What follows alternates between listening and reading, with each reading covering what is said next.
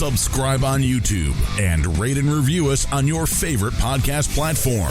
There are 4 lights. Actually, Sir Patrick, you rate in stars, not lights, and it would really help us out a lot more if you'd give us 5. Oh! 4 lights! Okay, geez, huh? Keeping Up with the Kardashians.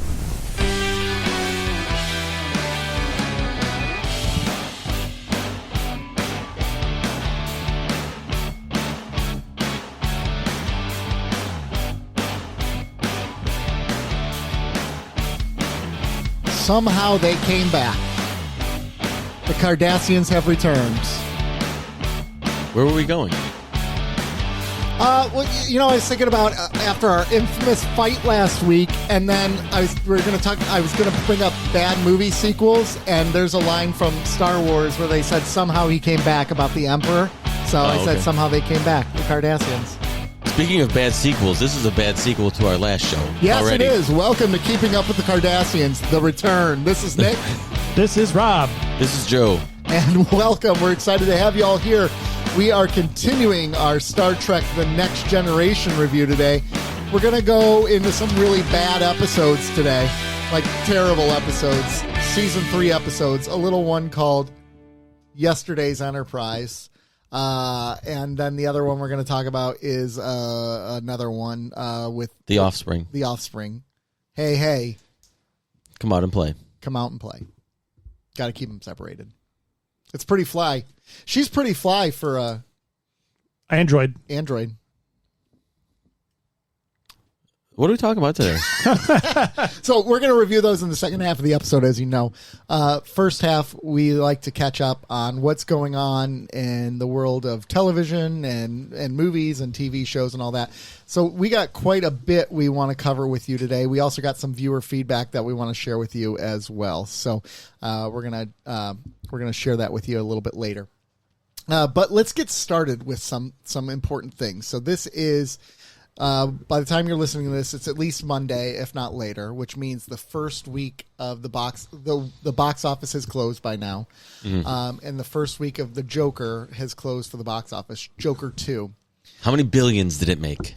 Joker 2 was initially, back in the day, what was Joker 1's opening? Joker huge. 1 opening weekend. Let me find out. Weekend box office. Oh, gosh. I really should have had this ahead of time. Joker box office opening week. Oh, my gosh. Sorry. I've let you down. Oh, gosh. 2019. That's when it came out.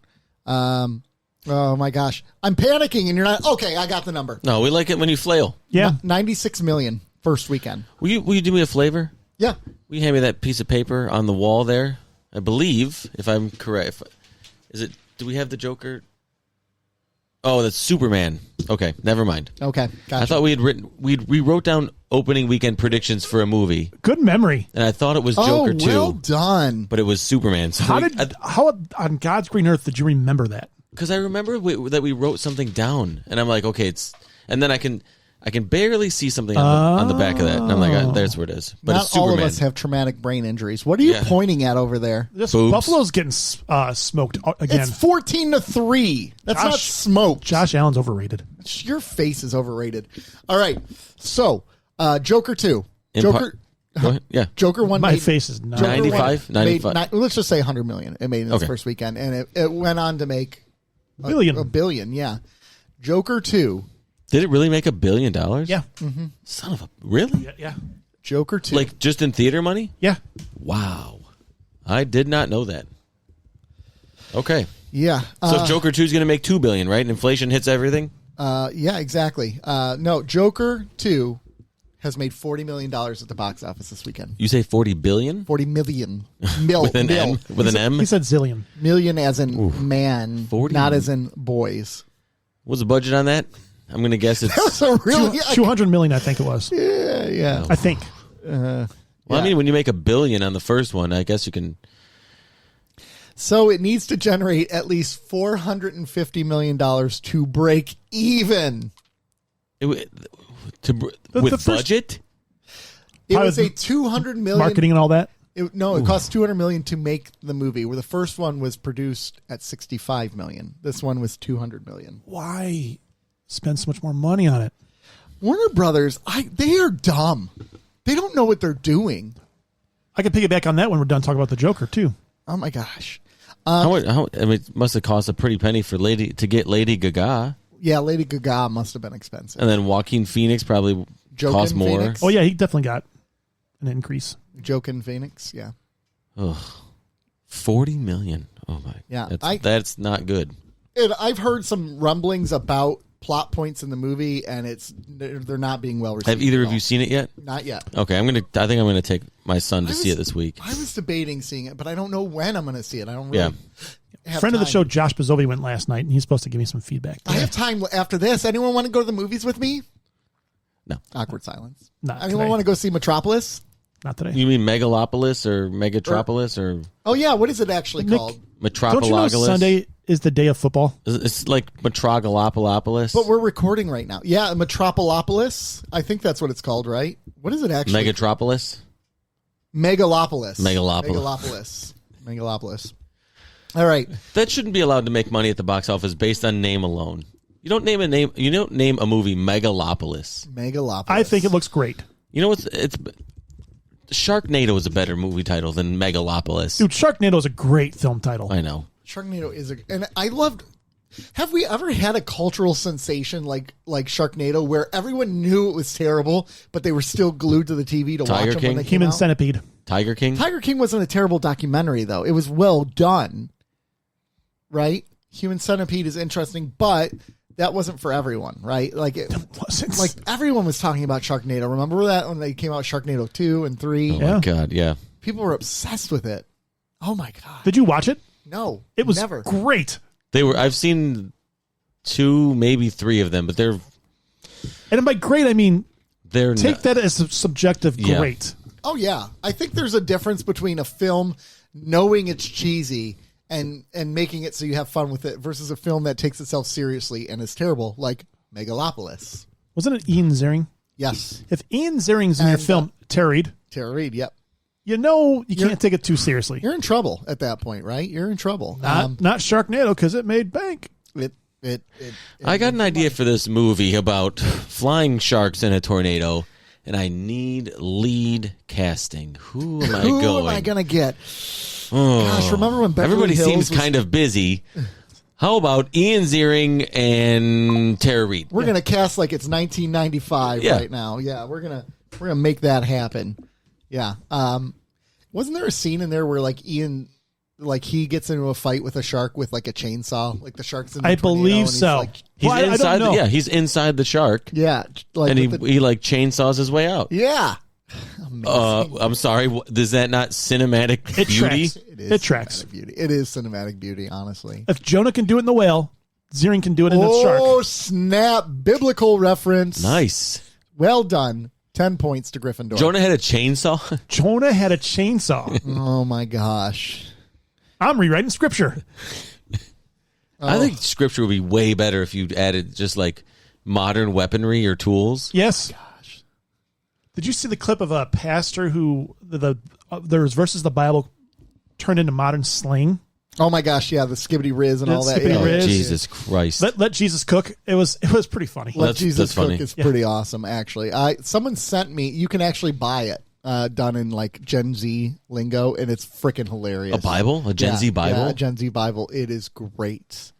It is No. Is it like is it a real thing or is it more of a I don't think it's the entire Like Bible. great. It's not the entire Show. Bible. I think it's like the Gospels.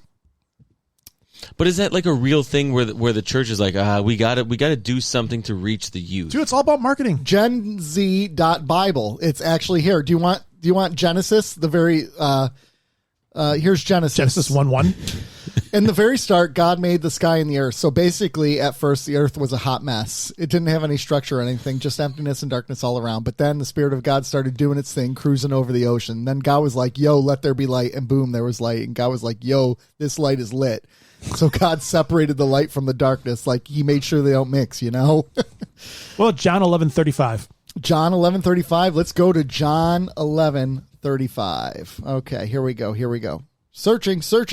Come on. Oh, come on. This thing sucks. Give me a second. Awkward. That's pretty funny. It's like a middle school book report on Exactly. the Bible. John 11:35. Here we go. I got it. I want to hear that. Oh, do you want to know what led up to it? Sure, go for it. Okay, so this what he's referencing is the story of a good friend of Jesus's who died, and he was all sad about it, Lazarus. Lazarus. Womp womp. So I'm just going to start at verse 30 here. So Jesus hadn't actually arrived in the town yet, but he was hanging out in the spot where Martha bumped into him. The Jewish peeps were chilling at Mary's crib, noticed that she bounced out real quick and left. They peeped her and decided to roll out too, saying she headed into the tomb to cry there. So like when Mary arrived where Jesus was and spotted him, she totally fell down at his feet and said to him, OMG, dude, if you had just been there, my brother wouldn't have died. So like when Jesus saw this girl crying and the Jews who were with her crying too, he kind of felt in his heart, man, like he got really worked up and bothered by it, you know? And he was like, yo, where'd you guys put him? And they were like, dude, come check it out yourself, Lord. Jesus cried. The Jews were like, yo, check out how much he was feeling for him. Oh, it's good. It's good. It's good. There's not a lot of skibbity rizzes in this one. But that's unfortunate. it's still good. It's still good. Our future is doomed. Yes. You know what? We're doomed as a species. Doesn't every generation say that? No. I feel like if this is not good stuff. This is not. Here's a good one. This is bad. John 3:16. For God so loved Yeah. the world. For God was so extra for the world, his Sigma straight up slayed for our skibbity that if we vibe and riz with him and not basic cringe and sus, we won't be fire lit, but bougie and bussin' forever, bro. No cap. Oh, there you go. That's the translation I was looking for. Oh, that's terrible. That is for God so loved the world. He said it's straight up slayed for our skibbity. Oh my God.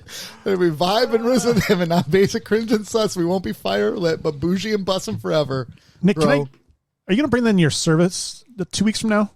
I mean, I can make it happen. I can do it. You got to figure that out because I will attend that service.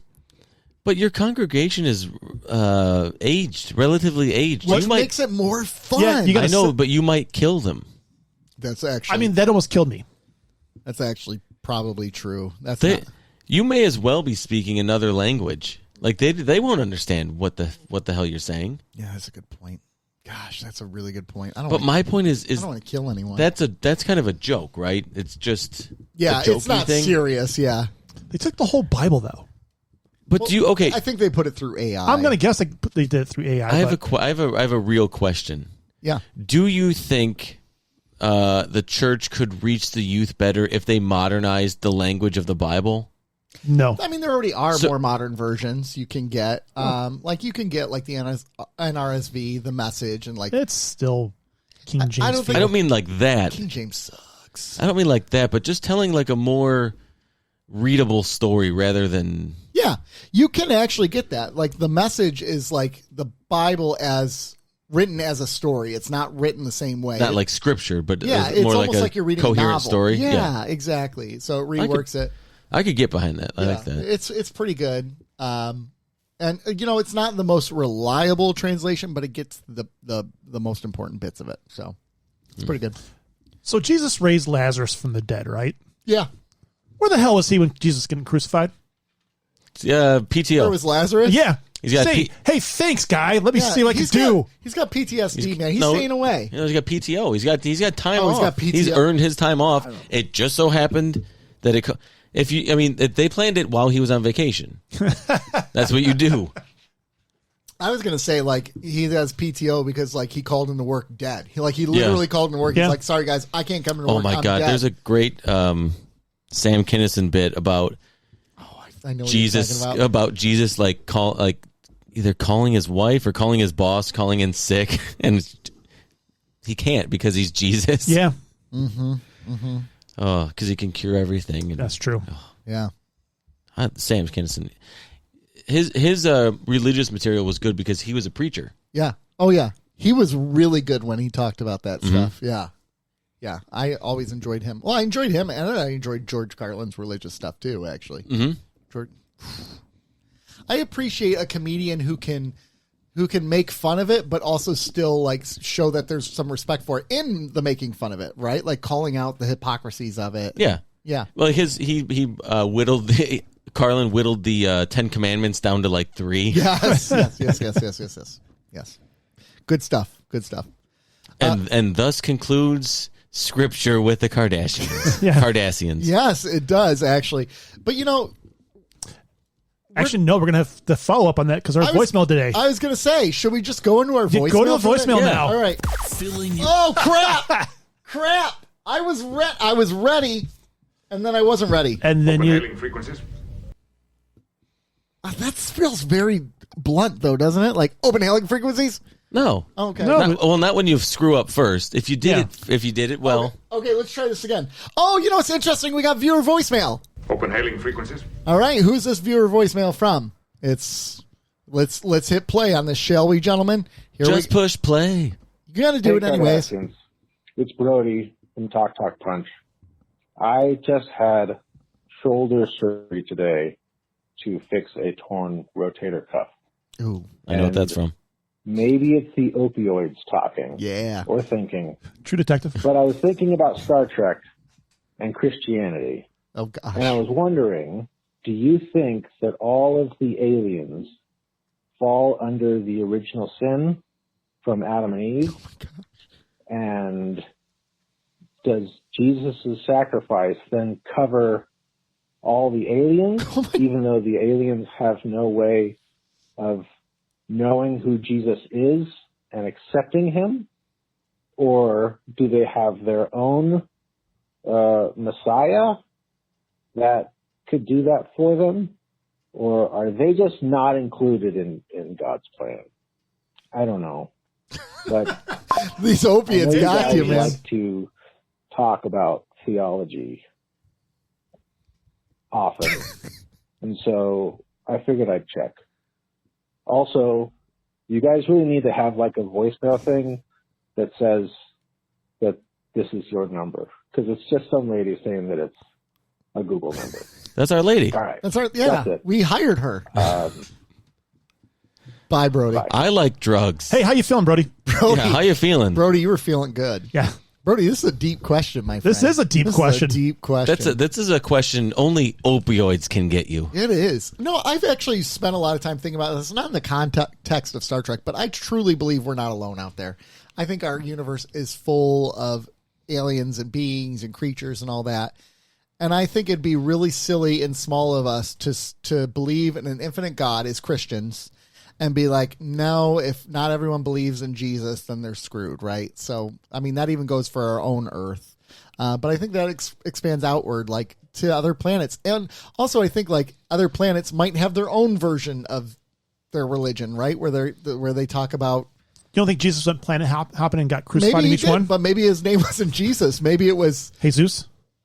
Jesus on one planet and Bob on another? Steven on another. I mean, Chad on another. Chad. Karen? Planet Florida. Planet Florida. Jesus is Chad. I know. I think God is bigger than that. So yeah, I mean, I don't get lost in the weeds. I'm also not a Christian who's an absolutist where I believe like if you don't believe exactly like this, you're screwed. Like I don't think that computes with what God is. If God is all graceful and merciful, that doesn't fit. So like when you get into original sin and stuff like that, I don't think that factors in here. Original sin is just a way to explain why humans suck in the first place. I think that's really what it is. You view it more as a metaphor as opposed to factual. I don't think so. Original sin, like the actual understanding of original sin, goes back to a long, hundreds of years ago. St. Augustine, where he came out and basically said, hey, all humans are born with the brunt of sin of Adam and Eve, and because of that, humans are dirt. You're garbage. True. You're born garbage. It has played out that way. You're born garbage. Where I'm not necessarily a believer in that concept. Have you met people? I believe humans are born good. We're born inherently good. We already knew that. We knew this. But our world makes us suck, right? So God created the world, though. So, but bad design. We control the world. Like we're the ones like in the charge government. of it. Like He's an absentee landlord. It's like a kid grows up to be a good kid. Like you have a good kid who's born to two crappy parents, and the parents treat him like crap their whole life.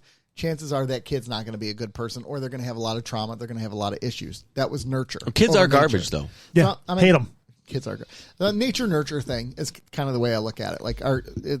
So the concept of original sin, where we're dirtbags and we're garbage. No, I don't that doesn't compute to me. See, the whole moral of the story I get from Original Sin is that women are the root of all evil.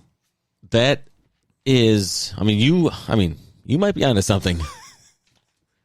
We need some more research into this, but you are. Look, Rob, let me ask you a real question. Let me ask you both a question. A naked woman comes up to you and says, "Yep, yes, I would, yes, take a bite of this apple." Yes. Or fruit. It was probably like a fig or something like that, but so not important. What are you going to do? So hold on. So in the whole, like, she's probably, in my mind, she's in her early 20s. Yeah. Everything is looking. I'm thinking this is like pristine. I'm thinking like this is the Blue Lagoon back in the day. You know, like they're both young kids. You remember Blue Lagoon with Brooke Shields and Yeah, they were solid like, movie. Yeah, they were like it's a good boob movie. I think she was underage in that movie. Yikes. Don't watch it. I think she was only 17. Joe, I'll talk more about the good boob movie. I didn't know. I'm learning new info. This is new information to me. Yeah. So, anyways, Joe hangs out at Pita. Yes, these are parties. two people at their athletic prime. Basically, they are fit. They're living. Odds are I'm starving too. Starving for what?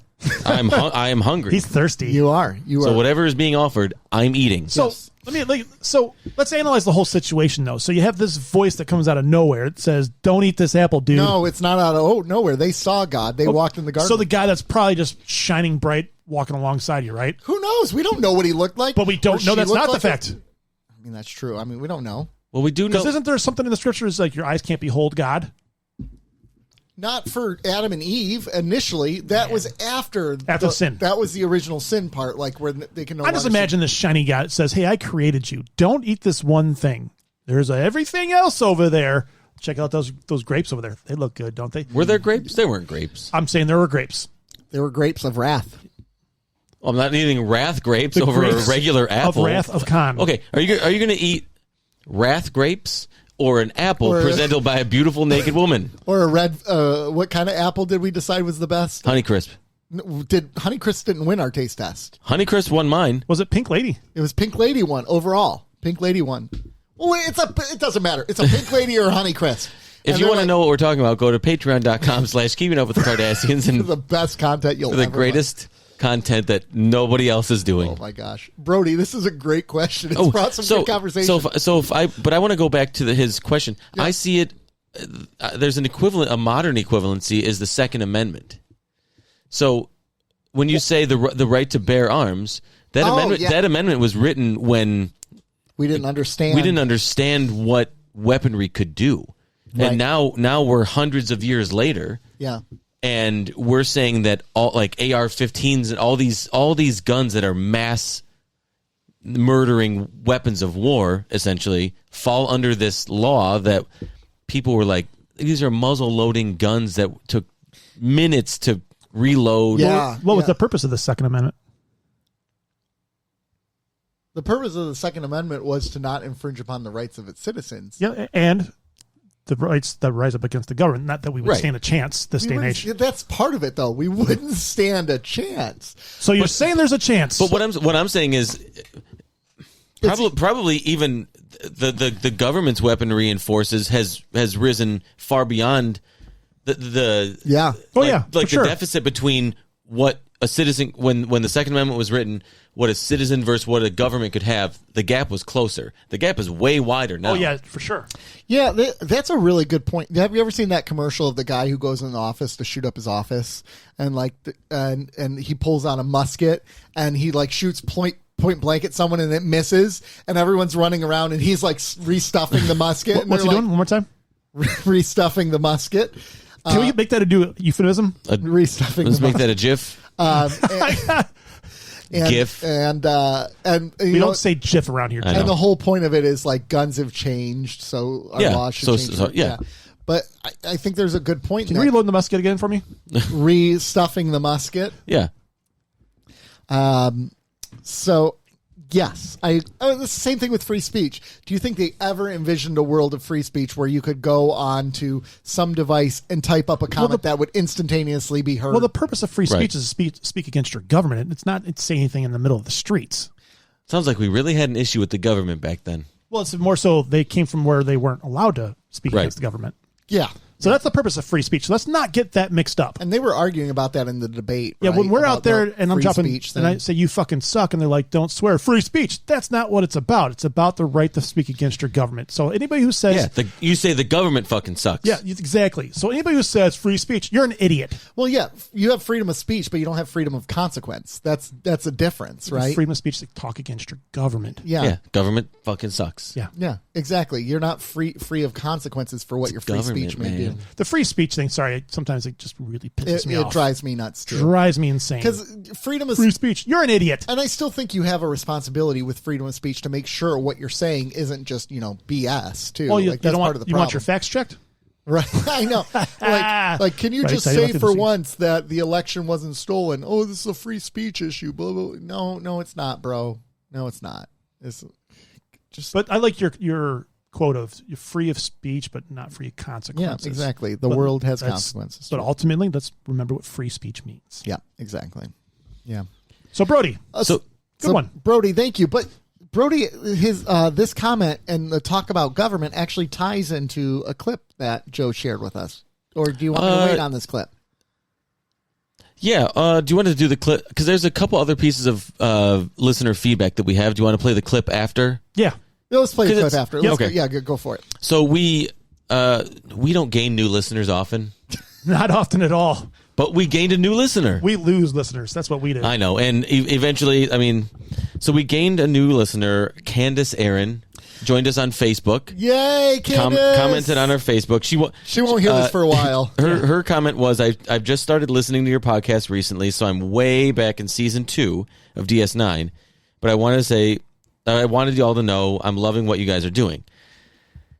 First of all, It gets thank worse. It goes down in Battlestar Galactica. you. And second of all, by the time you potentially get to this reading of this comment, you will have given up on this show several times probably. Respond to her. I will. Yeah. I'll let her know that we Tell mentioned her her. the episode to give up on, though. Give her a specific 105. Episode Episode. 105. Is that what she's on? No. Okay.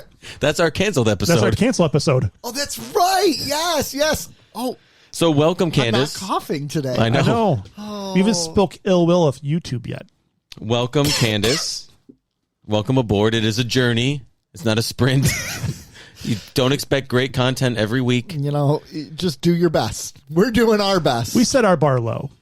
And Annette on YouTube says she really loves Psych, but it was a time when our kids were little. We were all at home, and we could watch all the content. It's funny, but I can give you a Mount Rushmore of episodes. Cool guests, Tim Curry, and homage to Clue. It's great. Oh, that's kind of fun. Is it Yeah. homage? Homage? Homage. Is I don't it? know. I don't I know. think it's homage. I think it's homage. I don't think you really pronounced the H. That's what I just said. I said homage. Yeah. Let me see. Homage You're just going to say it wrong anyway. pronunciation. What else you got, Joe? And then Brody every week likes to listen to our episode, or he'll watch the YouTube video. Yes. And he'll break down his comments by timestamp. And with regard to our argument last week, what? Homage. Yeah. Is that what I said, or say homage? What did I say? I think you Homage. said. I think you said homage. Okay. I thought it. Homage. Yeah. He said, this made me very uncomfortable. This was like watching friends argue while I sit and my eyes just bounce between people arguing. What we do, and granted, we have different... Oh, he was talking about the way that they record their podcast. Yeah, they go to which is a every little in the couple- weeds. Yeah. Not everybody needs to know, but I wanted to we liken it to like when parents are fighting and the kid's sitting there watching the parents fight. And it's like, stop Yeah. fighting, mom and dad. Yes, that's right. He's your mom. I'm your daddy. oh, God damn it. You set me up. Dang it. You set me up. And then he also said, wait, Nick really did not know that about the TLC song? I didn't. I had no clue. It's like there in the video. I don't know how much attention I paid to that music video, though. You were just like T-Bonds. Yeah. Yeah, I don't know. So Yeah. we appreciate everybody listening and watching. We And if you want appreciate if the you want feedback. your feedback to be read or played, you can call our number 734-494-0980. We'd love to hear from you. You can call, text, you can send memes, Yes. send pictures of your favorite meat, as we have. Yes. We like seeing grilled meat. You can review us on YouTube. You can review us on YouTube. Yeah, but anyways, send us your favorite pictures of meat. That's what I'm saying. Text them to 734-494-0980. Review us on Apple. Exactly. Yep. Apple, review us anywhere. Leave a comment. YouTube. But only if you're given 5 stars. Only. Or one. Or one. If you give us 1 star, which please don't, but if for some reason you have to, just know it will get read. Unedited. Yes. Yeah, exactly. And now for the news. And now for the news. Speaking of news. Yeah, so Joe shared a good clip with us the other day. He was watching some telly, and he got this clip that from when he was watching... Late Night with Seth Meyers. I watch... Seth Meyers. Yeah, I watch him just about every day. Not night, but I watch the next day. I watch his monologue and a closer look, which is like his breakdown segment. It's like a deeper dive into one piece of generally political or like socially impactful news From that week. From yeah. that week or that day. So in this clip that he's talking about Donald Trump and Sidney Powell and the Dominion election thing. So here we go. Involving Dominion, communists, and the dead Venezuelan dictator Hugo Chavez. Well, according to the filing, during a call with Powell, Trump placed the call on mute, called her claims crazy, and made a reference to the science fiction series Star Trek when describing her allegations. Now, here's my biggest question. What was the Star Trek reference? Was it original series or Next Generation? Hell, if it was DS9, I might vote for him. Ooh. Is it the famous episode where Picard tries to communicate with the aliens who only speak in allegories? That lady is harder to follow than Darmok and Jalad at Tanagra. It looks like her face Nobody got in in the the way audience when the knows it. walls fell. And you guys, if you don't get that joke, you're missing out on a classic. Sure, you all love Patrick Stewart from the X-Men movies, but to me, he will always be Captain Jean-Luc Picard of the USS Enterprise. And you know why I love Star Trek? Because I'm focused on the future. So, Hey, get him on the show. Oh my gosh. I would love It was to. freaking hilarious. That's such a good one. I wonder if he actually does like DS9 or if that's just from his writers. He didn't. I gotta say, I would venture to guess he probably likes DS9 because nobody mentions DS9 ever, and if you do, it's because you like DS9 and you're sick of not. He said if Donald Trump referenced DS9 in a call, he'd vote for Well, him. and you almost have to be a Star Trek fan to know that DS9 is the least Yes. respected Star Trek. Yes. Or at And- least loved Star Trek. And the Dominion the part at the beginning relates to DS9. Oh, yeah, Yeah. the Dominion. Oh, yeah, Dominion. Yes. Well played. So, Send him a anyways, message on IMD Live. Come on. Got it. Done. Seth Come on. Meyers. I did it yesterday. He didn't do it yesterday. I did it today. You didn't even do it today. I did it. You're a liar. I did it. I did it tomorrow. You're a I did liar. it tomorrow. I did a little. I just thought it was cool because No, absolutely. Star Trek never gets mentioned. doesn't get the love. No. They And that could have was- found some way to put the Republic from that Wars movie in there, And or I'm whatever gonna- the hell it's called. Like you guys laughed at his deep reference, Yeah. which means it's Darmok. probably upcoming, right? Yes. There was one fan in there that went, oh, Yeah. You tell everybody else was courtesy laughing. yeah. No one knew what. No one knew what the hell was going on. We haven't watched that episode yet, have we? I think that's season 5. Oh my gosh! Oh yeah, because I watched it randomly on TV one day, and I sent Rob a message. I'm like, I cannot wait till Joe sees this episode. I remember that now. Oh, it was a good episode. All right. Well, speaking of Star Trek, should we go into Star Trek then? We there got to anything mention else? this bad boy. Oh, well, this is a Star Trek thing. So speaking of Star Trek, can we talk more about Star Trek? Yeah, this week, Nana Visitor's book came out. Friend of the show, Nana Visitor. Yep. Star Trek. Open a channel. A woman's Trek. I just got mine here in the mail, and we actually got an advanced copy that we're reading through right now to prep for our interview with her. But upon just initial reading, it's pretty entertaining, right? Oh my gosh, it is. I've really enjoyed it. I've been reading the advanced copy. I need to order the book. I haven't ordered it yet. I'm impressed Shame with. on me. The packaging, man. Yeah, I thought it was going to be more like a novel-sized book, maybe a little bit of an oversized novel book. Yeah. But this is like a text. That's a coffee This table is this is a textbook. With pictures. Beautiful pictures. Lots of pictures. Michelle Nichols. She was a gorgeous It's woman. very high quality. Yes. like it's very nice. Yeah, this is wonderful. Oh, there's Do you have any more like? I have a bunch of like compendium style Star Trek books. Like I have a next generation one. The DS9 one was phenomenal. It's perfect to go with those. Yep. Well, yeah. Here's one about Roxanne Dawson, who's now a really well-known director in Hollywood for TV. Yep. So she's incredible. She is beautiful too. I mean, that's neither here nor there. I'm just. I think it's here and there. Down. Oh, there's some Orion pirate girls. Oh, there's the Star Trek decontamination scene. They're Orion slave girls. Get the name right. I know. T'Pol. So yes. Anyways, check it out. Oh, it smells good too. Yeah. I love the way I love the way book smell of smells. a new book. Oh gosh, Discovery. Sorry. It closes the book. I love Discovery. Close that, please. I'm sorry. I love the smell of a new book, though. I know. I love going to Barnes and Noble and just Yes, Barnes and Noble is a good place. and just Where can you get the book? You can get it on Amazon? You But can get Amazon. You can. I think they have it at some bookstores. Some people have posted pictures from picking theirs up Let at me bookstores. let me Okay. see if Barnes and Noble has it. Barnes and Noble. But Amazon's an easy one to go get it from. Yeah. Amazon actually started as a book Yeah, place. because remember the Kindle? Yeah. And if you invested when Amazon was known as a book, You are a a billionaire. rich Yep. motherfucker. yeah, it's available at Barnes and Noble, so you can pick it up today. Actually, Oh, nice. Absolutely. so Kind of picking back on that for just 1 second before we go into the episodes. You can only bring one back. one One back. one back. The choices are Borders Books and Music, Toys R Us, Blockbuster, Radio Shack, No, Radio Shack doesn't make the Sears. cut.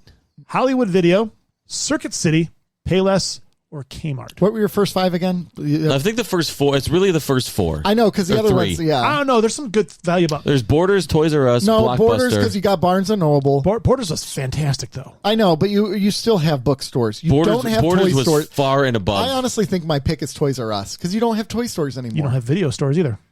But I think it's a toss up between Toys R Us and Blockbuster. Is the real or Family Video, Hollywood Video. I mean, Yeah, just say video store. yeah, video store. Yeah, I know the Hollywood Videos in there, but Kmart. Thank the Lord they're gone. 'Cause Wow. they were terrible. there are a lot of people who work there that Can I lost go their off jobs. can I go off the board? Can I go off the board? No, this is the board. You got to choose one of these. Oh. But you can say yours What is. was your off the board answer? Media Play. God, yes. Media Play would win. Media Play. Hands down. Oh, I loved Media Play so much. Media Play was the best. It was so great. Yes, it was. Oh my gosh, what a time to be alive! The late '90s. Oh was. my god! My Like pick out of these, though, is Toys R Us. I think my Toys pick R Us would for be sure. Toys R Us as Yeah, well. Toys But you R bring Media Play in the Because really, you equation, get toys and games. and movies, Yeah. clothes if you want to get your kids clothes, Oh my Yeah, but- gosh, they really did. Yeah, they did have clothes, bikes and games, bikes and trains and video games. The They had biggest toy music- store they there had- is. they had- boats and hose. They had musical instruments there too. You Yeah. could get But you got all that at bikes, Media and Play trains too. and Yep. video games. And you get It's books. The biggest toy store I would is- murder it to have Media Play back in this world. Media Play was great. Well, funny you should say that because I have a beef with someone on this show. 2 weeks wait, in a we row. buried it. We buried it. Dang it! What? Well, his body is going to be buried after this. What did I do this time? Nothing. You actually did nothing. I just wanted to find an excuse to have you murdered. That's fine. It's You- no offense to you, Oh, none taken. and thank you. And we'll come back next week with Penguin. More Penguin. Penguin. No, you guys can do that. I've only watched the first episode. I haven't watched it again since you've ruined it for me. I can't watch it. How did I ruin it for you? I don't know. I'm boycotting it. You should boycott it. Speaking of boycotts, Your loss. I don't know. That's going to be your transition. Speaking of boycotts, Yeah. Speaking of boycotts, let's talk boycotts. I don't know. Let's move into Star Trek, shall we? Yeah, because it sounds like sooner or later you're going to stroke out. So let's just get this done before you. Star Trek.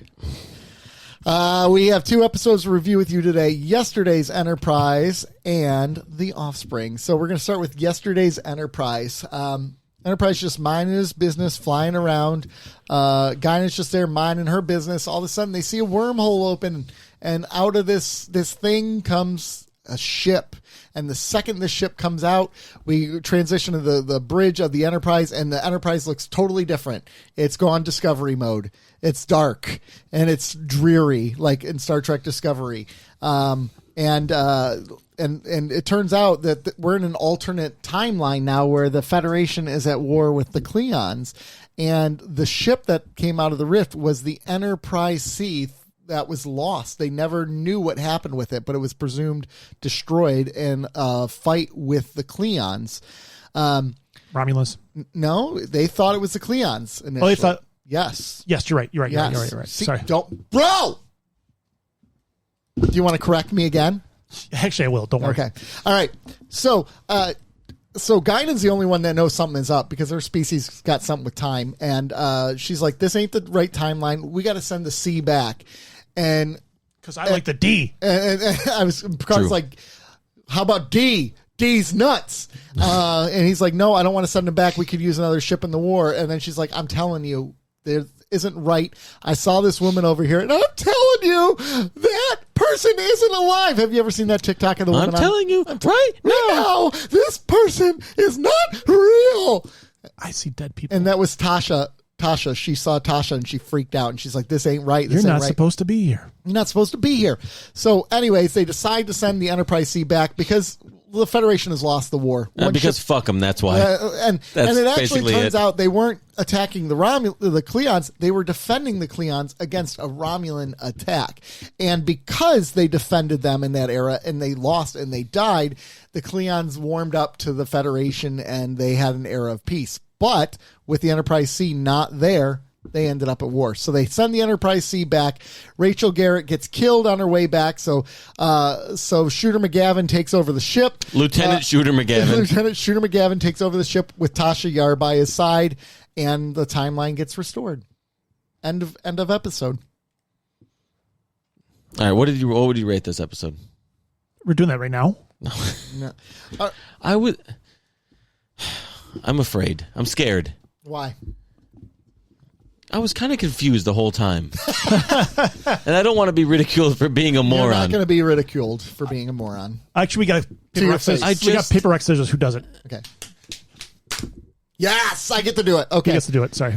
Well, that's not fair. I always do that. Technically, you beat me. You can call me an idiot. Idiot. Yeah. I mean, I wasn't like... I wasn't like super confused. I hear you. But I was just like, what is going on? So what were you confused about? What can we help you with? Well, this started out as a regular episode where Tasha Yar is dead as a doornail. She gone, right? She gone. Yeah. But within 5 minutes, she's back. That was part of the timeline change. I know, but I didn't realize that. And then... You didn't realize the set got darker? I did, but I was like, why? What's going on? And they had phasers strapped to them? Oh, yeah. And then they're like... strap-ons? And then I was confused about who was at war and who they were fighting with. So, the new time... Were you on your phone while you're watching it? No. I was paying attention. I'm defending you here because I think that's the whole point of this episode. We've had the benefit of seeing this episode many times over the years, knowing this episode intimately inside and out. He's never seen it before. And I think the whole point was to confuse the viewer and make him be like, something's not right here. And Guinan's the voice to that. Yeah, something wasn't right. And I knew something was wrong, but I'm like, okay... They're not. I was like, all right, well, they're not confused why Tasha Yar is there, right? So I'm like, okay, so we're obviously on. There's 3 timelines that are happening in this episode, right? There's the original one where it started. They go through the wormhole and have the new dark set timeline, yeah, and then we have the other timeline of the C, right? Of the C, the Enterprise C. No, the C exists in the original time. Before everything was changed, that's the timeline the C was from. So when things were good and like there was peace and the Enterprise was not a peace vessel, that was the Enterprise C timeline. But the second it went through that rift... I need a goddamn flowchart for this episode. Like, I guess that's where I got confused was, okay, the original ship that was in the beginning of the episode and everybody... The timeline that we've been watching, the season 3, I'm going to call it the season 3 timeline. Yeah. So you got the C. And when the C is traveling along, it comes in interaction with the D, which ends this timeline. They're merged here, but the C timeline is still running as the primary timeline until it goes back in the Temporal Rift, where it goes back to its original timeline. Oh, it kind of looks like the Enterprise. And the D timeline kicks off just like where it was, had the C been destroyed in the first place. That's not bad. And it actually looks like a Klingon bird of prey to me. Oh, I'm doing a diagram. He's doing a Venn diagram. There's all kinds of pictures in it. It's great. Okay, so the C is the ship that's in season 3? Yes. So right? The C is the timeline of this. Basically, follow the 1701-C is the ship that everybody's on that was in last week, right? No. C is the ship that preceded the D. Okay, yeah. So the Enterprise D is a ship that started this episode, correct? Yes. Okay. We're still on the D. Throughout this whole episode, we're on the D. I know, but There's some great drops we got in this. so then they go through the wormhole, and now the dark ship is The D still. The D still. It's the right. Enterprise Okay. D. So that's where I got confused. So now it's a dark version, and then now there's also the C. Which, Yeah. So once the C got here, the D entered a war timeline.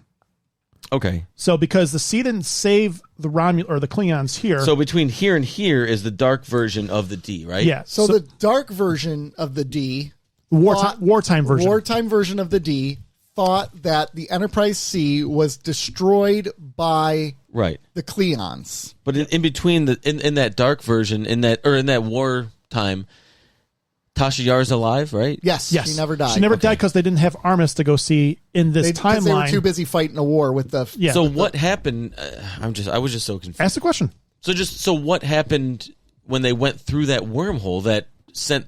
So they went 22 years back. No. So what it does? When they went back in the wormhole, I got But this. why did the Enterprise D So have this- to go? The C was change? never destroyed, right? And this, Mm-hmm. so when it entered the D, so when it came through that rift, it never got destroyed. So then the D was a beneficiary of the C's past.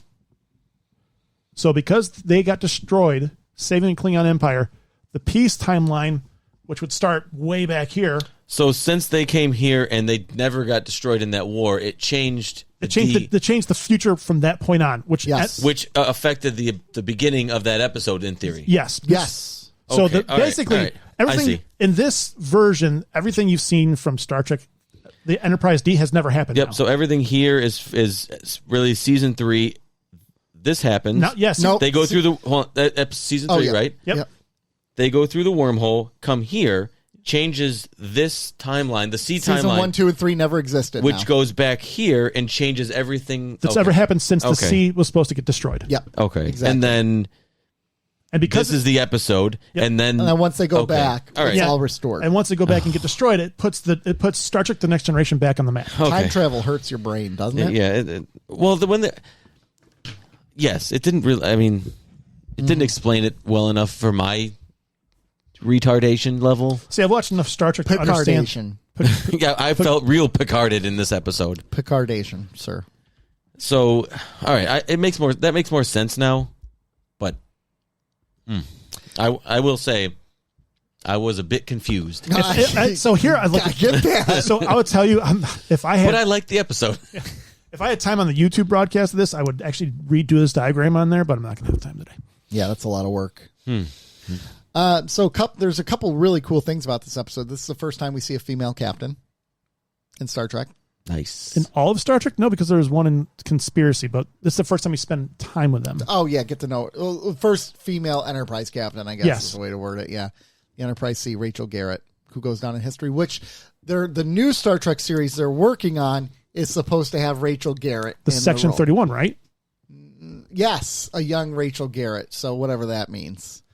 So we'll see. Speaking of which, go get your version, your book, Star Trek, Open a Channel, A Woman's Trek. Yeah, exactly. now. Which I'm sure has stuff about Rachel Garrett in there. Maybe. I don't know. I shouldn't assume that. I'm sorry to not. Are you mansplaining her book? I am. How dare me? How dare me? How dare you? Oh, gosh. So a couple things. Yeah, they killed her off. Set Saw a blade design to the in face. this episode was amazing. What's I that? I'm thought sorry? set design was Ooh, yes, really good. yes. In this Well, how they episode. even changed the bridge from the The D? ramps Yeah. to the steps. Yeah.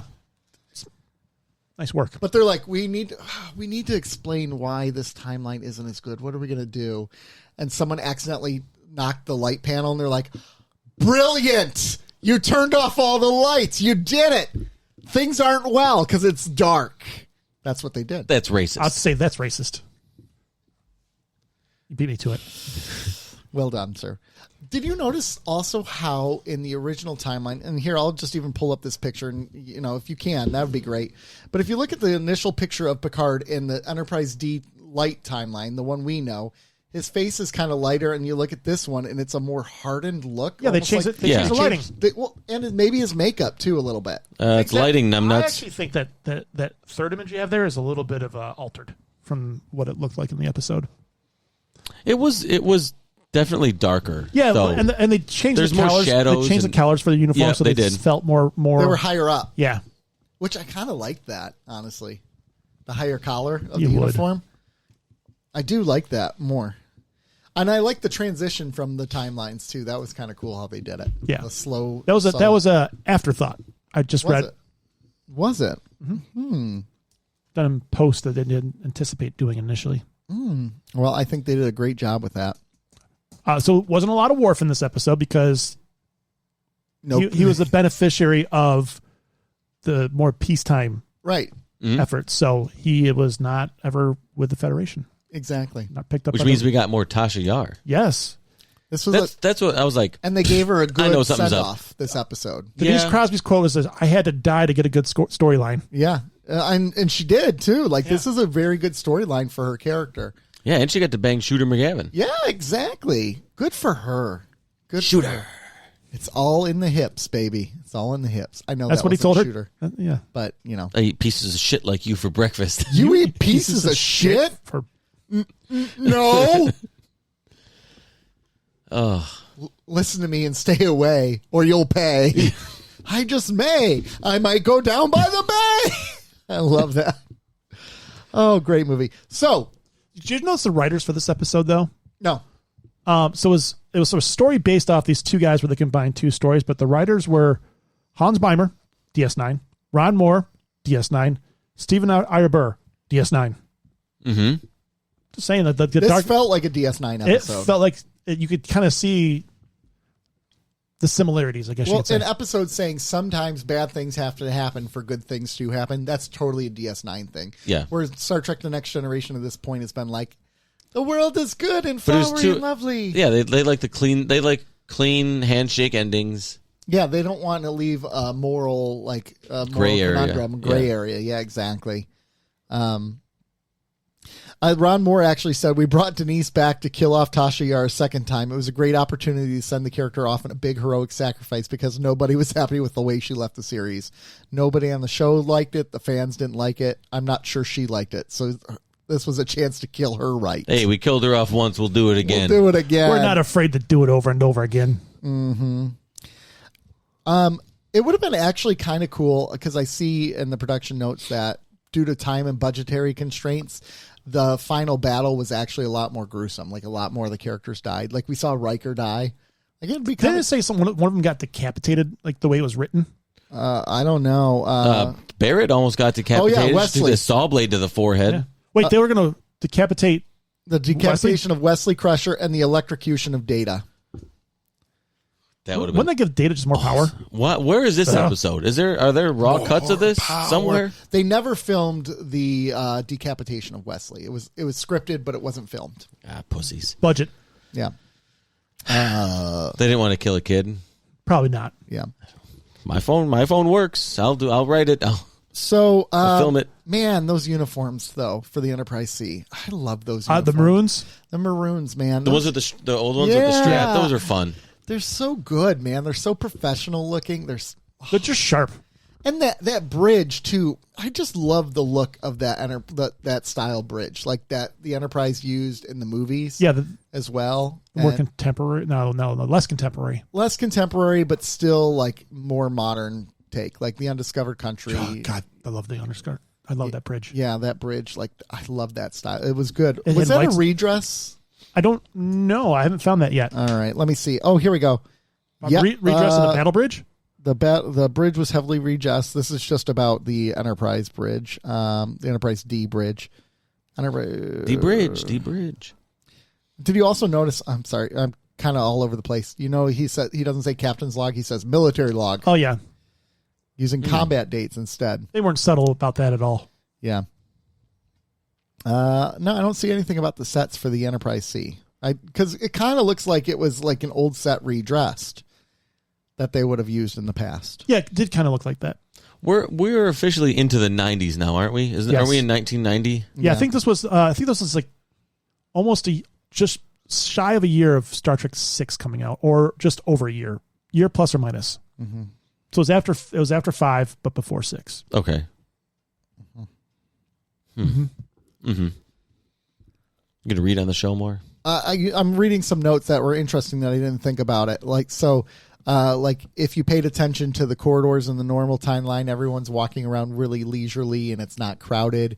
And the new timeline, the halls are constantly crowded and people are running around from place to place. Like it's a cool little visual changes. That's kind of how when initially when Guinan was in that room, yeah, and it was pretty much empty, yeah. And then when they came back to her a couple minutes after it was packed, and everybody was kind of like there was a lot of hustle and bustle. People were running around. Yeah, yeah. It's amazing how little set dressings can change the whole atmosphere too. Even with so they took down all her stuff that was behind the bar. It was just that Enterprise D thing, and it's interesting how little things can make it seem less cozy, for lack of a better word. Mm-hmm. Mm-hmm. It's a heavy Guinan week. Guinan was she was good. She was great in this episode. Both episodes are featured Guinan pretty heavily.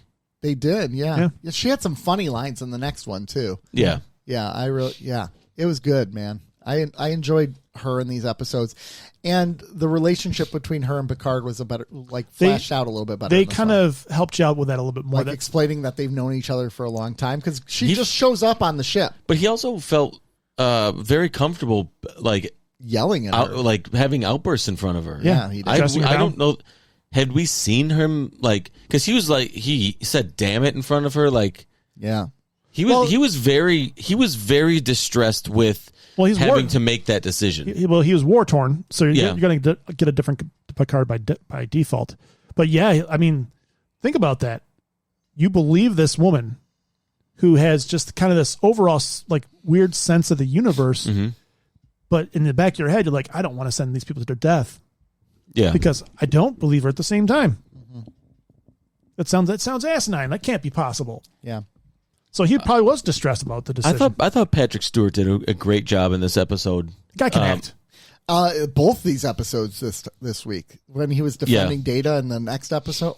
Yeah. But really enjoyable episode though. I thought it was. I enjoyed it even though I was thoroughly confused. Yeah, I get you. I hear you. I thought it was great. I honestly after I got done watching this, I'm not a big prequel guy. But I'm like, man, it'd be cool if they did a limited series, Enterprise C series, and how it ends. They die in the end, right? Well, that's what they're doing with Strange New Worlds and Pike. Yeah, they're doing it with Pike, but it would be cool to do here as well. Pike doesn't die, though. He doesn't die, but he gets effed up. He just gets mangled. His face gets mangled. That pretty face. Damn it. And he lives in a chair. What happens to his hair afterwards? It's not pretty. Oh. It basically I think they saved the hair. They didn't care about the face. They save the hair? They do. He can't talk anymore. He just beeps and who cares? Yeah, exactly. That's a good-looking man, though. Yeah, it is. But I would totally watch a limited series as long as they use those uniforms in that bridge. Well, they're doing a Star Trek Section 31 with Rachel Garrett. Yay. So excited. That's good. No, it's not. More Star Trek. It's true. It is more Star Trek. It's Paramount, though, so they'll screw it. It's only a movie now instead of a series. So. Which is okay.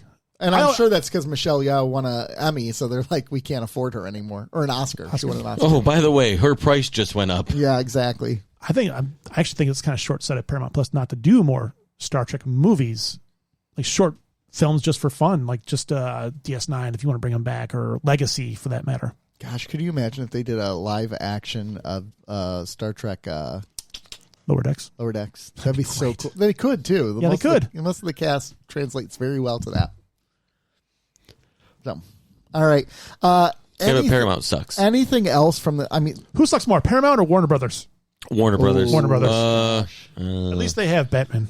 Yeah, but Warner Brothers at least isn't up for sale. They're not at a table at a garage sale. We have this Paramount over here. They were a year ago with Discovery.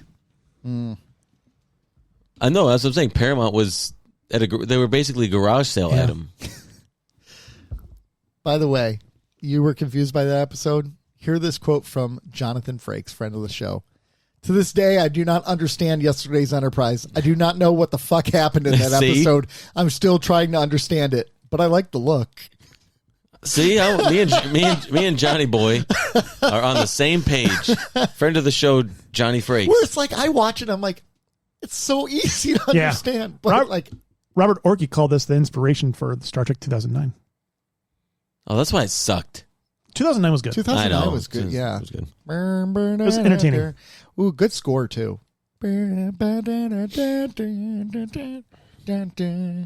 When we go on the cruise, I'm going to talk to Frakes about this episode. I'd be like, dude, I don't know what happened either. Can you? We got to explain? get Frakes on the show during the baseball playoffs. The Tigers made the playoffs. I know. I on one of his posts, I said, and at least we're not the Reds. Yeah, the Reds are terrible. They fired their coach. They just hired Terry Francona, but that's neither here nor there. All right, The Offspring. Should we move on? Sure. Data surprises everyone because he's made an android, and it's very important because it's My child. and see That's a new My Child. that's a new My Child reference, baby. Data has a child, My child. and Go he classic next. huh? Go classic next. And he decides that he's going to let his My child. pick their own name and their own species and all that. Gender. And they pick out a woman basically in the end, a female human becoming a gynoid, whatever that means. This is what's in the thing, but it's not important. A fembot. That's what a gynoid is. That's really weird. Yeah, baby. A fembot. That sounds hot. Dude, like Austin Powers, the fembots, where they had this machine guns coming out of their boobs. Boobs. So Data is helping Lal learn how to be basically a part of the crew and dealing with social customs. It's basically a fish out of the water episode, and she's really struggling, and Data's teaching her. All the meanwhile, Picard's pissed at Data because he's like, bro, you created a life. You should have asked for permission. And Data's like, does the crew ask for permission when they make babies? That's true. Back off, bro. And he's like, yeah, you kind of got a point. So they're helping Data along. got me. Then an admiral shows up and is like, we want to study her. And they're like, we insist that she comes to this outpost. And Data's like, she's my kid. I don't want her to go. And the admiral orders her to go. And Picard is like, nah, you don't have to listen. And Picard stands his ground. The admiral threatens him. But Picard says, hey, look, just because I'm in this role doesn't mean I have to follow orders, especially when those orders are, violations of rights. So they're all fighting for this character, Lal. And then Lal freaks out and gets scared, and she's feeling emotions all of a sudden. And that's kind of cool, but it turns out these emotions are a failure of her positronic brain. So she ends up dying. Lal ends up dying. Yeah, she gone. The Admiral's sad. Data's sad. Everyone's sad. But Data keeps her memories alive because he downloads them into his head. There you go. Another episode written by a longtime DS9 writer. Renee? Okay, question. And I don't know if Is this the Enterprise C timeline? No. Is this sort of like a Cylon thing where he downloads her memories? So, Yeah. Okay, so the big thing that set her apart from Data was the use of contractions. Yes. Can Data now use contractions? No. That's stupid. He's got her. That's so. He that's needs so a funny. system update. Isn't this like an Apple update? I No, it's just just he got- updated the iOS 18 or whatever it is. No. It's got Apple Intelligence in it. I know. It's supposed to be No, smart. That's got not AI. That's Apple Intelligence. He's got 150 gigs, and now he used. Now he has 151 gigs used. It's not It's not a whole update. It's not. Yeah, it's like how it's like a 14.0, a 14.01a update. Yeah. That's really what it is. It's It's not even an update. it's really a fixed log. He It's- downloaded more things. Yeah, that's all he did. Yeah, he downloaded. It's like he downloaded more porn. It's just eats up more RAM. Can we, before we actually talk about like some good things about this episode, can we discuss how Riker moved on her? He didn't move. I will argue he did not move on He her. did not do anything. He did not. He And said, "You're new around here." That's it. That's all he said. and then Why did he say you're new around here? He was moving on her. You don't say, "Oh, you're new around here. I haven't banged you yet." He's the commander of the ship. Of course, he goes, "I haven't seen you before." Oh, I had that. That ass doesn't look familiar to me. You must be new. No, he's innocent here. She takes advantage. No, he is an she innocent. assaults him by No. forcing herself upon him, And pulls him over the counter. and he nopes out of No, that situation. not over the counter. They're both on the. They're And both then- on the same and then side of the Data's like, counter. No, they weren't. Hold on. And then Data's like, "What are your intentions with my daughter?" He's They were like, both on "You're-" the same side of the counter. No, they weren't. She was on the other side. She was bartending. Bro. No, they weren't. She pulls him Oh. over. I thought they were both. I thought Guinan was on the other Look side. at the look on his face. That is not him seducing her. That is her attacking him. No, he that knows- look says I'm usually the one sexually assaulting somebody. Exactly. And that's why he nopes out of that situation No, real quick. No, it isn't. The only reason he nopes out of there is because Data goes, "What are your intentions with my daughter? Gonna marry her?" He's like, "No, I was just gonna bang her for a little bit and then toss her aside like I have every other woman in this." Hey, his job as second command is to motivate the people on the ship. He's like, "I heard what Tasha had to say about you. I'm interested, sir. I'm interested. I want to know if she's fully functional." But no, I don't think Riker had any intentions. All he simply said was, I haven't seen you here before. Oh, I'm sorry. Have you not seen every episode we've watched on this show so far? I think he's reformed after last week's episode. I highly doubt it. I'm cutting the line 734. No, the line 494-0980. The line "you're new here" is him basically sliding into her DMs and being also like, 734. "Oh, hey girl, what's up?" Hey. Like, that's what it is. Or it's like you see someone's story and you react to it. You're like googly eyes or fire emoji or something. It's like, well. Haven't seen this before. Nope. I think he was just disagree. making a comment. I think he was too. I'm letting him off the hook this time. Yep. Wow, you guys are siding with a known womanizer. Yes, absolutely. I am. You guys learned nothing last week. I think he learned something last week. I doubt it. At least for the short term. I think he got spooked. He only got spooked because it was Data's daughter. And Data said she's 2 months old, so that's a bummer for him. Is it though? For him? For Frakes? Yeah. No, for a robot. For Riker? Riker, yeah. I think. Yeah, let's specify. What is it for robot years? What's the math on robot years? Because it's 7 years for a dog-ish. I think robot years are highly advanced, right? Like she's probably like 250 years old. How long was she alive? A couple weeks, right? I don't think they ever really said it. Didn't They even said seem 2 that weeks long. old. He said she's 2 weeks old when she was supposed to go in with the students. Right, so she was already pretty advanced by that point, except for the fact she didn't know the kids were making fun of her. But whatever. Yeah. I mean, I still you don't win know. some, you lose some. Yeah, I don't know when people are making fun of me half the time. Well, I mean, seconds before that, she thought the people in the corner were biting each other, not kissing. Oh, that was a great scene. They're biting each other. I thought Guinan was hilarious. I like the use of Guinan in this episode. Yeah. It was really well done. I think there's some things your dad your father will tell you when. Oh my gosh! Why are they leaving? That was they're going to do something. Yeah. They're going to the holodeck, the holo suites. We're at DS9. They're making a pit stop at Quark's. It's a trip, though. Oh gosh, it's a trip. So what areas do you want to really focus on in this episode? I mean, the humor is really good. Mm-hmm. Obviously, the humor is good. The idea of Data raising a child is interesting. Someone who doesn't even understand humanity himself. And the Admiral makes that argument. But one way I'd push back against that is like, aren't we always trying to understand? But do humans really understand themselves well enough to be parents to raise children? Right? Like you don't. That's part of you're figuring it out as you go. That's part of being a parent is figuring, because the parts that you figure out as a parent are the parts that you can't figure out until you're a parent. Right, and it's very apparent. How do you know when a joke is a dad joke? How? When it becomes apparent. My child. That's good. I like it a lot. So the humor is good. But the points of like him being a parent and talking about this, and then the conversation when they're talking with Picard, like, you're not a parent. You're unable to make. Picard hates kids, so he's a parent. Hates kids, yeah. He doesn't want kids. Respect. Same. There's some interesting conversations there. Like what is there's one exchange where Data and Picard are talking about the Admiral. He says, then he's questioning my ability as a parent, as a matter of speaking. Does the Admiral have children, sir? And he says, I believe he does. Why?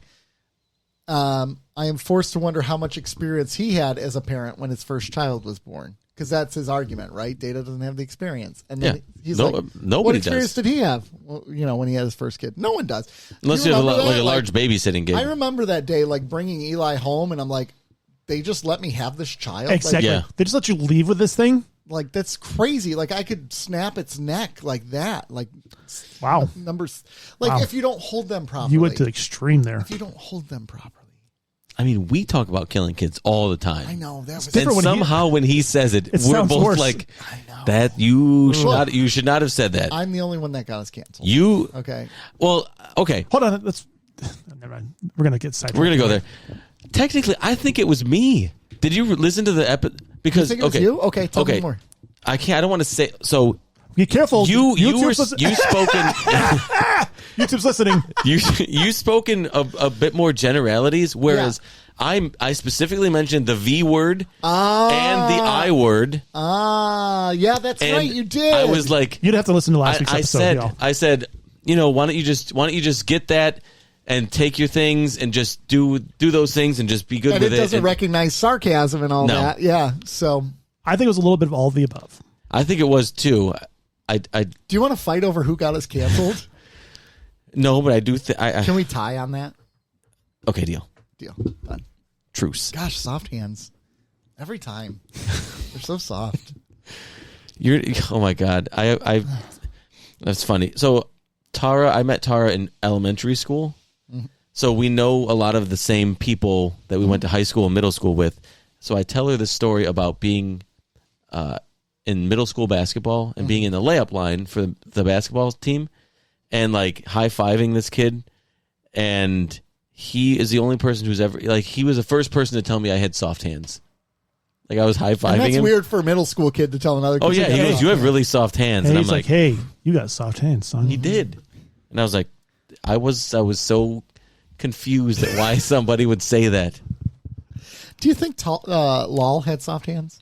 No. No, the robotic. They're cold. Here's my question. If Lol can change her appearance to look more humanoid, why doesn't Data? He wants to be human. Why doesn't he change his skin to match the same colors? Well, didn't they say in the episode that like your complexion's more Oh, yeah. like his cannot be or something like that? Something about her. She's in advance. Yeah. Do you think her skin would become more metallic like his over time? He's been an android for It's like a copper. long time. How long is he? I mean, we don't really know how long, right? 10 years? Longer than one episode. Well, long enough to get lieutenant commander rank. Yeah, that's true. He's worked his way up. Yeah. Yeah. He's like the Statue of Liberty. Was at one point it was He was green, Yeah. and now No, copper. He was Copper. bronze, and Yeah. now he's green. Yeah, that's a good point. I don't know. It's interesting, that whole exchange at the beginning when she's deciding what she wanted to be, and they're in the room, and there are thousands of choices, and they have Deanna asleep in the back wearing that blue dress again. That blue dress. So then he wakes her up, and they go through the 4 choices, and the first one's an Andorian, and she's like, yeah, you're going to struggle to make friends there. The second one's a guy, and he's like, she was like very attractive. I know. Super bangable. Yeah. Would do. Yeah, She's like, and can you transfer this to the holodeck, please? And then Lol comes up, and he's like, that's good too. And then Cleon, a friend for Worf, right? Yeah. So basically, the only one that would suck would be an Andorian, so she hates Andorians. See, this is I was a racist. little disappointed by that whole thing. Yeah, the exchange. The whole thing, because it's Star Trek: The Next Generation, 24th century. That shouldn't matter. It's 1990. That's a really good point. Like, That you're going to really- have a hard time making friends because you stand out. That whole sequence really irritated me. That's a very good It point. did seem very out of place. It was very out of place, and that's why it really bugged me. You guys are smart. But I like you. it was ahead of its time in choosing your gender. You can be a she, her. You can be a they, them. You can No, only a she or he. That was the only choices. If you want to go by that, he's like, she gets the pick. She only gets to be a he or a she. That's it. be. Oh. I don't think he was so damning with that. It's like, But I mean, I don't mean he was damning, but like that's the way society thought about it at that time. Like there was only the 2 binary choices. in one of Like the why couldn't Lalo just stay androgynous? Like Pat Like from Prince? SNL. Like Prince? Oh, like Prince, yeah. Lalo probably could have picked that if they wanted to. Yeah, I'm just saying. I don't think Data would have disqualified that. I don't think he would have either. I think he would have been fine with her choices. In one of the scenes that with Guinan tutoring Lau about human sexuality, a script line was changed in order to turn a strictly heterosexual explanation into a gender-neutral version. See, ahead of its time. According to the script, Guinan was supposed to start telling Lau when a man and a woman are in love, and in the background there would be men and women sitting at the tables, holding hands. Hot. But Whoopi refused to say that line, saying, "This show is beyond that. It should be when 2 people are in love." Aw. Nice. Whoopi. Whoop. Man, see, this is when people were like, I will say, like the older Treks, it felt like they were truly more passionate and understanding about what the world should look like. The classic era of inclusivity. Where you getting where you getting the Discovery, and they're like, we haven't advanced beyond petty rivalries and fighting and stuff like that. But you should have. Yeah, you should have. Right? They're not doing that in Next Generation. I don't know. Anyways,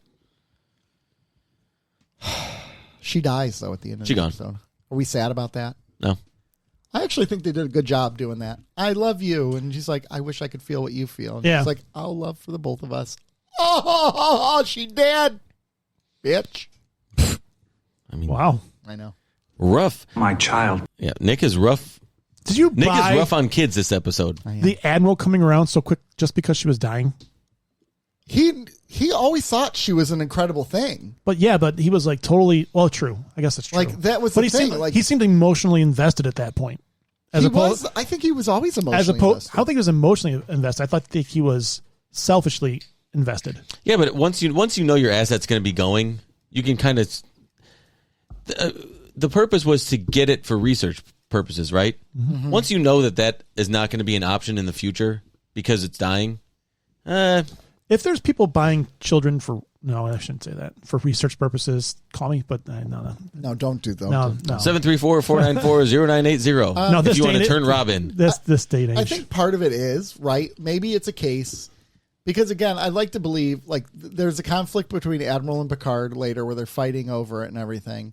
But I'd like to believe that was not so much a conflict as in they didn't like each other, but they're both passionate about what they believe. And this Admiral is passionate about getting to know Lal more.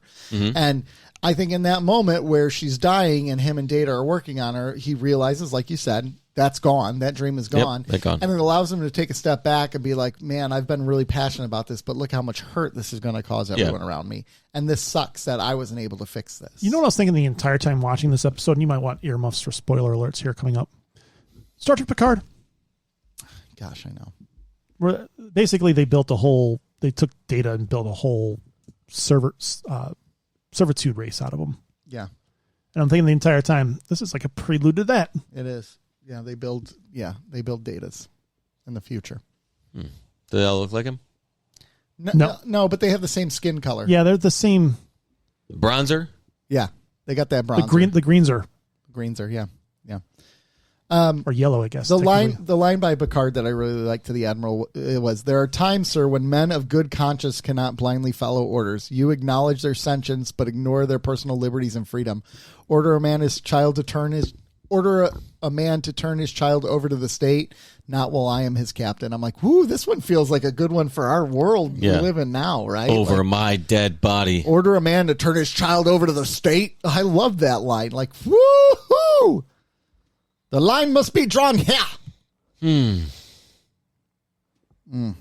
Frakes directed this episode. This is the first one he directed. First one ever? Yeah. Yeah. Nice. You did a good job. Well done, friend of the show, Jonathan Frakes. Well done, sir. He did a very good job. Is this the first time we've had two back-to-back pretty decent episodes? You're assuming we think they're both back-to-back. We haven't rated them yet. But if that was the case, I would say probably. I think there was one other one, wasn't there? Like that were rated pretty strong-ish. I thought so, but I couldn't remember. So going back to what you said a little bit earlier, do you think when Data said you could choose the gender, the way they can choose the gender? Mm-hmm. Do you think that was done purposely or with no intent? What do you mean? Like, do you so think you know how you think they're trying to say something? Or yeah. do you think I think that what they're trying to say is like Data really truly believes in like by studying humans, choice is a big important part of them. So he's giving his kid the choice. Okay. I don't think they're saying. I think you're looking at it through 2024 glasses. That's what I think. Because guess what? That scene, if you change nothing and you just play that scene now, that this scene versus if you take this exact scene and put it in, say, Discovery or Strange New Worlds, just as is. No, you take the same writing. It's preachy. Yeah, that's fair. Because of everything that we've gone through since then. It comes off as preachy. That's how, Well, some people but in 1990, it comes off as progressive and sort of forward thinking. Yes. And no one would have cared back then, right? People would have been like, oh, that's cool. And then just moved on. Yeah. And that's what they did. Yeah.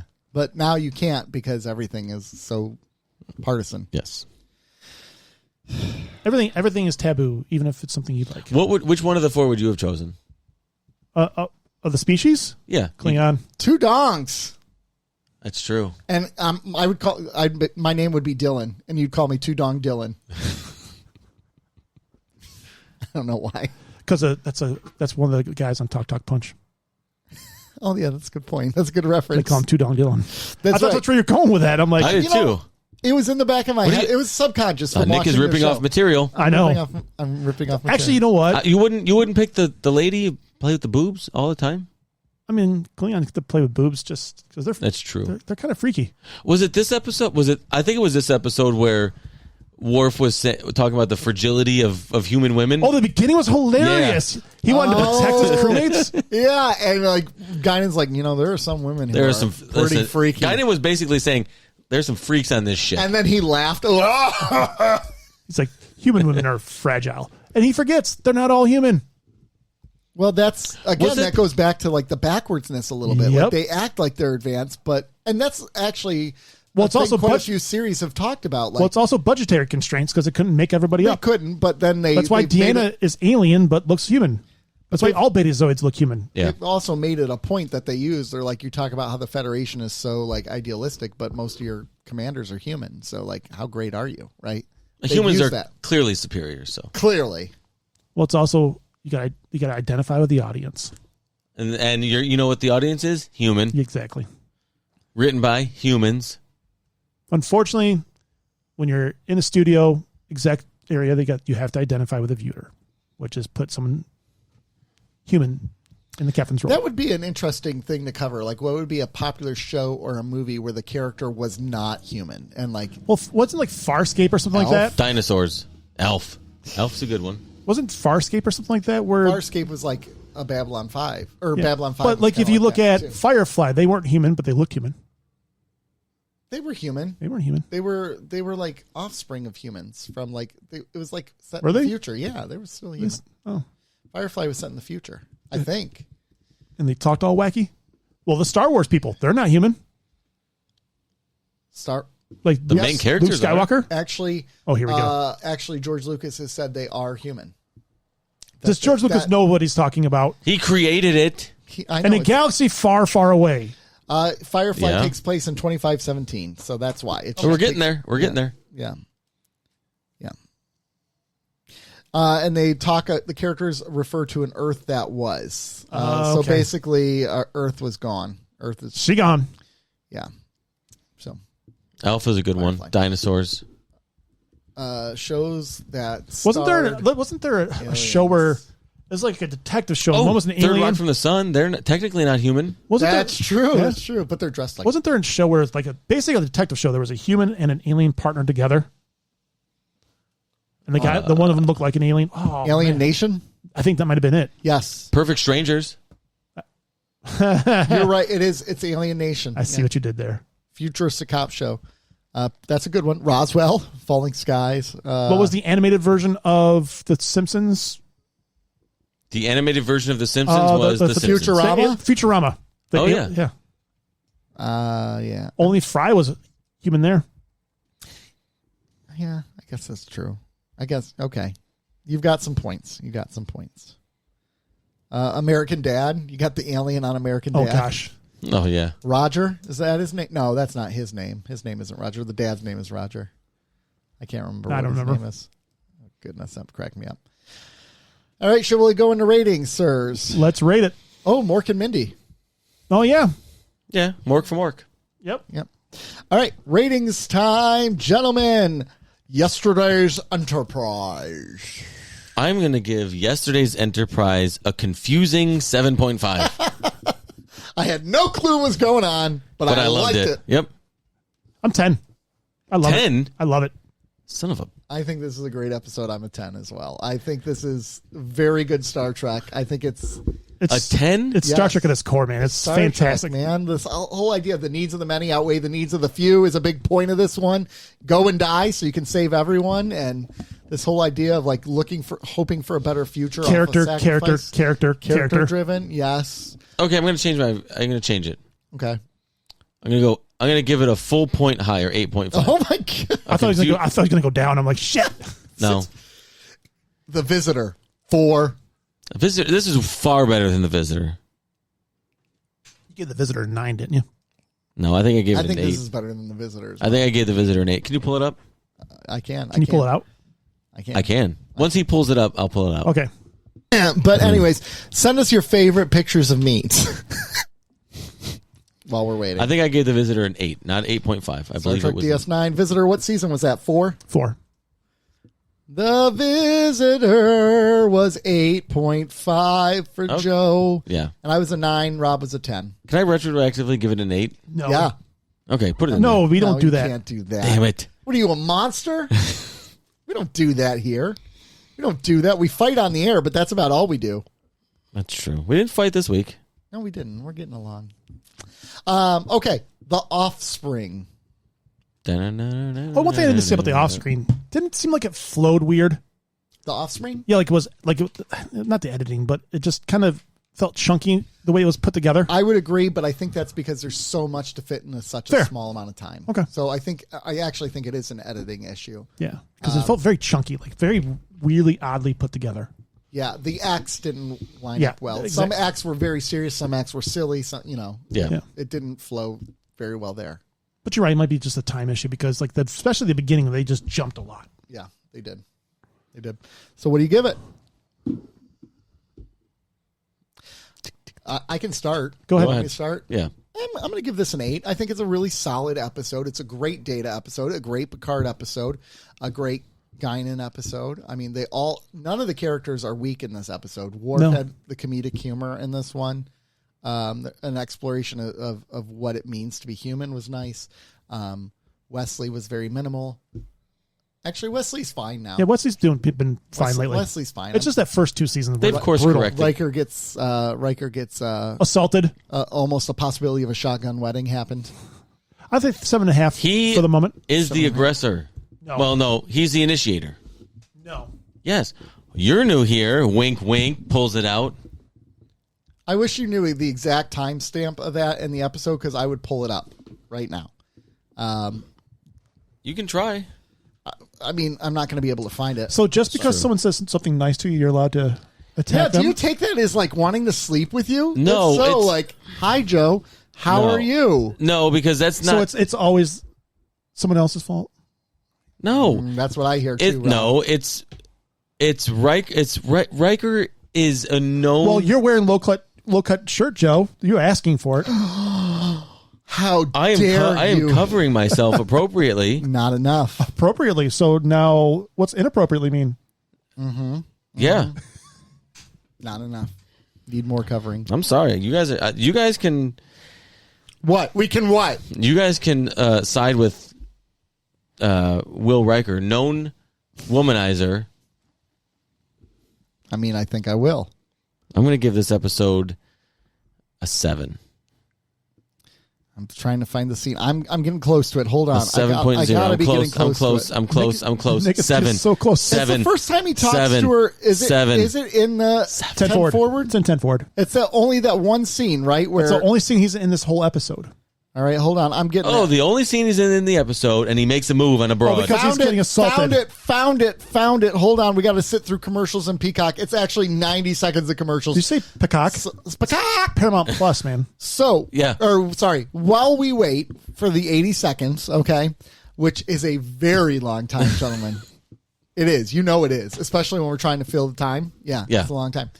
All right. While we wait, I did look back through our first couple seasons, and yes, this is the first back-to-back episodes where we rated at least a 7 or above in a row. Oh, okay. False, I lied. Early in the season, we had the Survivors and Who Watches the Watchers. They were 8s and 7s and 7.5s. These ones are 10s, 8s. 10s is debatable. Yeah. No way. This is a 10 easily. Is the assault thing on yet? It's not on yet. He's got to go through 90 seconds. We of got commercial. 40 seconds. So you got 40 seconds to tell us why our 10 is a bad call. It's not perfect Trek. 10's perfect. 30 seconds. I think you this still is- have not explained it. Go. It confused the viewers. No, it confused Joe. Yeah. And Jonathan I Frakes. think I was- that doesn't matter. Okay, it confused somebody on the show, and you guys are like 10. I think I was 8 and fully understood it. Jonathan Frakes said, I don't know what the fuck was going on in this episode. That doesn't. And he was an integral part of the episode, So and I you're should- like, yeah, perfect Star Trek to me. So I should mark it down because Jonathan Frakes doesn't get it. Oh, so you're devaluing the opinion of Jonathan. It seems like the other 7 cast members could figure it Jonathan out. Joseph Frakes. Okay, just what? Okay, look at the eyes. Look at the eyes. Stares. He's being nice. You're new around here, aren't you? Yes. Honestly, it's a little creepy. Hold on, No, hold on. I watched Hold on. No, look Oh, at and this. it's in Spanish subtitles, even better. Okay, you ready? Here we go. You know I can't put this on YouTube. Walks in, immediately sees a Look broad. at his eyes. Oh, there we go. Yeah. You're new around here, aren't you? No, he's being nice. No, that is a look. That He's is not the look. leaning into her. Leaning into her is one of the basics That is of the flirtation. that is the look of a man who I has don't found know. something new. I think you got me. I Joe. disagree. I disagree I- wholeheartedly. I think I'm with Joe on this one now. No. Yeah, I am. Nope. I'm with Joe. I'm with Joe. Take that, No, Rob. The way he walked in, the way he looked at her. He scanned the He room. didn't even get the Riker grin. Question, He was Rob. approaching the Riker grin. Male bartender is standing there. Does he act the same exact way? No, Exactly. There it is. Not the exact verbiage. he wouldn't say. You So just the only proved reason the he's point. saying I've you're seen new you around here before. is because this is a new piece of strange. What yeah. is this? You're What new do you around have behind Need the someone bar to show here? you the ropes? I don't think he had any Yeah. intention, at least initially. Walking up there, you're new around here. Also, I'm a little confused how Riker did not know she existed until that exact He was off the point. I know. ship. They discovered it. His shuttlecraft just got back to the ship. Oh, that's right. Okay. Oh, yeah, You guys really don't watch these episodes, do you? How dare you, sir? You didn't know that Riker was a womanizer in this episode. Oh, Yeah. He's not a womanizer Nor in this did episode. I. Nor did I.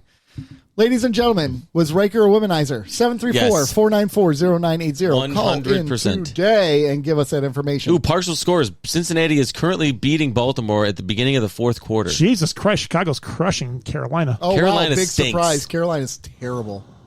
Okay. Washington is demolishing Cleveland. New England is up on Miami, and Jacksonville beating Indy. Well, Indy has Joe Flacco now. Joe Flacco is like the save. He's like a disciple. He's not quite Jesus, but he's Jesus adjacent. Well, if you want more Jesus adjacent content, join us on Patreon, $2 and $5 tiers. Also follow us at keeping_up_Cardassians. We'd love to have you On Instagram on Instagram and Threads. and Threads. So thanks for joining us. Thanks for keeping up with us. Have a good one. We'll see you next week. Bye. Okay, Chicago's stats are going to be really sad because Caleb Williams is going to make the 257 yards.